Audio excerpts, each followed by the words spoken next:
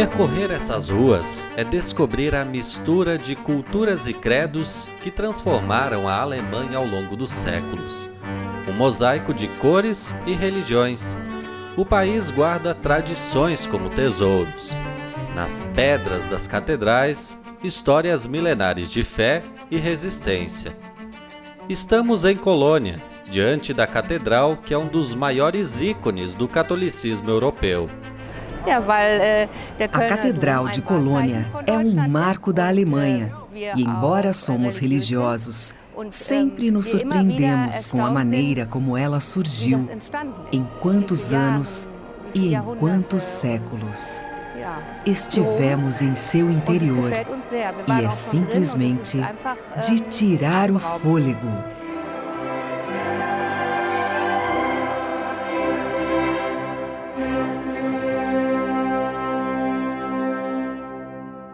Construída ao longo de 6 séculos, a Catedral de Colônia abriga relíquias sagradas, como os restos dos 3 reis magos, reverenciados por gerações.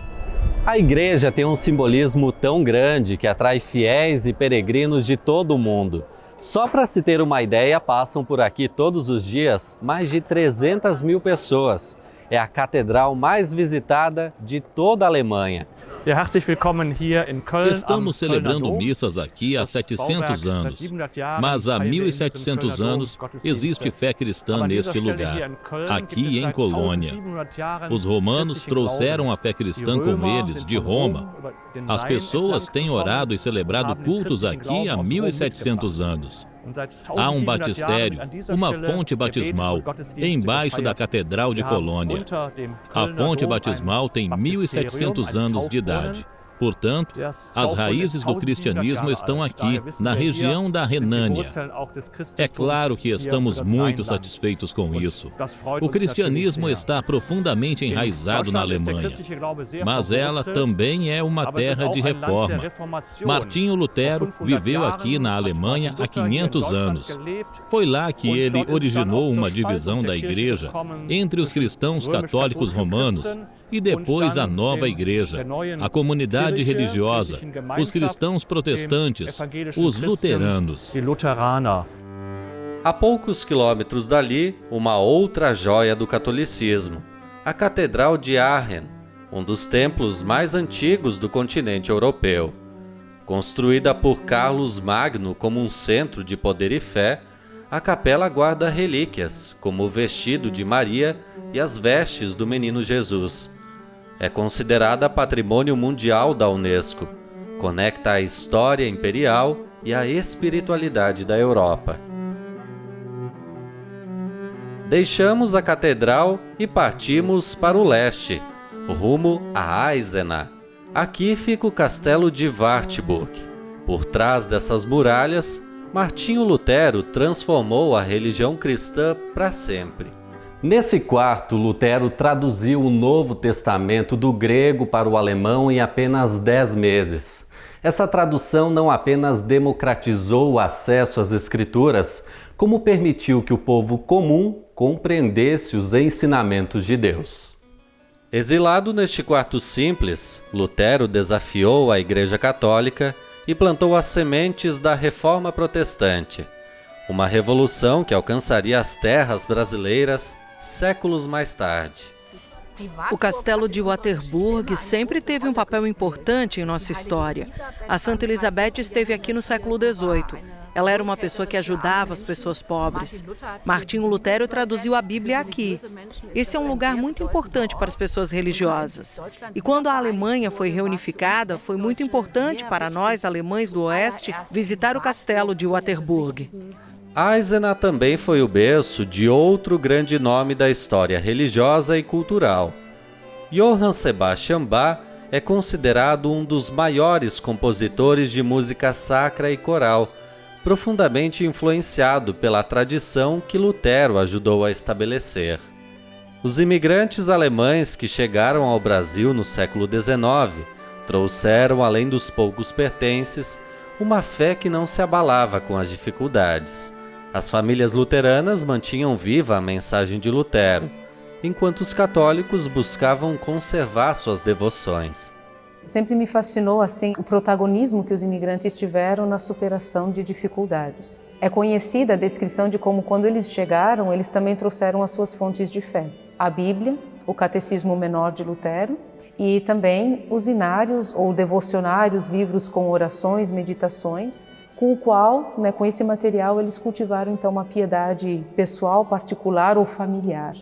E a partir do uso dessas fontes, depois eles começaram a se organizar em comunidades também. As primeiras igrejas eram também escolas. Estruturas simples, feitas de madeira, mas eram o coração da vida comunitária. Ali as famílias se reuniam para cultos, festas e funerais. Sem pastores suficientes, a união das famílias fazia a fé se manter forte. Acredito que a fé foi de fundamental importância para eles suportarem o isolamento, as doenças, enfrentar as doenças que existiam, representava a possibilidade de ajudar nas transições da vida. Acho que muito forte no início da imigração, essa dor de não poder sepultar entes queridos com dignidade. Não ter um pastor ou missionário, enfim, para poder realizar um sepultamento eclesial, de poder dar uma palavra de conforto naquele momento de dor. E daí ali a importância da comunidade foi fundamental. Niemand kommt zum Vater, denn durch mich. Foi na colônia Santa Isabel que surgiu a primeira igreja evangélica de Santa Catarina. A Missão Evangélica da Basileia enviou pastores, como Christian Zurran, que fundou a Escola de Confirmandos. Ensinava crianças em sua própria casa, alfabetizando e semeando os valores cristãos. É importante destacar assim, que apesar de a religião católica ser a religião oficial do Império, o imperador em si era muito tolerante com os protestantes. Permitia-se uma liberdade de religião no sentido, eles podiam celebrar os seus cultos desde que não houvesse casas de oração com aparência de templo, ou seja, sempre se entendeu com torre e sinos. Eles não deveriam escancarar, no caso, a sua religiosidade. Talvez essa era um pouquinho a intenção para não haver resistência com partido mais conservador católico no Brasil. Os católicos também buscavam seus representantes. A chegada de padres alemães, como Francisco Topp, foi fundamental para as colônias mais isoladas. Ele trouxe os franciscanos e as Irmãs da Divina Providência, que fundaram escolas, hospitais e orfanatos, atendendo alemães e brasileiros. O padre Francisco Topp chega na segunda metade do século XIX, ele vai ter a perspicácia de ver que é preciso ter uma ação mais organizada para atender os colonos alemães, que já estavam distribuindo em várias partes, em várias colônias de Santa Catarina, mas, sobretudo, também os brasileiros que estavam desassistidos. Então, uma das importantes congregações que vão vir da Alemanha são as Irmãs da Divina Providência, e aqui vão se dedicar a abrir escolas, colégios, hospitais, asilos, orfanatos. Dessas missões surgiram escolas e conventos que preservaram a identidade cultural e religiosa dos imigrantes. Um exemplo é esta igreja em São João do Oeste, a maior feita de madeira da América Latina, construída em 1958. A devoção de muitos se transformou num legado permanente. Em Alfredo Wagner, a família Altoff escolheu o interior para construir um novo lar. E na gruta do Poço Certo encontraram um refúgio sagrado. É bem mais que um lugar de fé. É um ambiente de conexão profunda com a natureza, onde de fato os sons da terra ecoam pela gruta. É sentir-se de fato dentro da cachoeira, com a água formando um véu à nossa frente.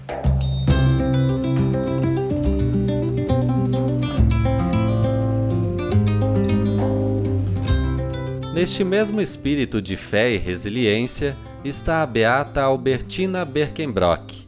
Filha de imigrantes alemães, ela cresceu em um lar simples e católico no sul de Santa Catarina. Aos 12 anos, foi assassinada por não ceder a um abuso sexual. Para os fiéis, a morte de Albertina é um ato de defesa da pureza e da dignidade. Essa história de martírio motiva milhares de pessoas a visitarem o santuário todos os anos. atribuem a ela graças e milagres alcançados. Hoje, o esforço daqueles que se dedicaram à fé é honrado nas preces sussurradas aos rezos allein, ou em alto e bom tom, cantado em alemão. Quando a gente pega a religião católica e a luterana, são muito fortes a tradição coral, né? Então, a nossa colonização aqui, principalmente no sul do Brasil, é basicamente europeia, né? Então, alemã, italiana, colônias polonesas, e o canto coral veio através deles, né? Dessas imigrações. Então, se a gente canta canto coral hoje, é por causa desses nossos colonizadores mais antigos. Um coral que só canta em alemão. A missão deles é manter vivas as canções trazidas há 2 séculos.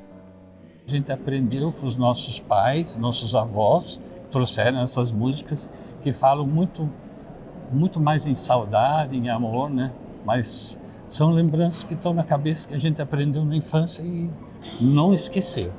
Nesta celebração ecumênica em Florianópolis, padre e pastor ocupam o mesmo altar. Eles representam religiões que ajudaram a construir uma cultura de fé que se tornou parte da alma do sul do Brasil. A fé foi um elemento de resiliência para muitos deles, de tal forma que suportaram as adversidades, as mazelas, as dificuldades, o sofrimento, saudade da pátria, da terra natal e a aventura de vir para uma terra totalmente desconhecida. Se não fosse pela fé, não teriam sobrevivido, não teriam conseguido sobreviver e suportar esse tempo. Por isso essa celebração, ela tem a ver com essa superação, com a oportunidade de celebrar essa vitória sobre todas essas adversidades.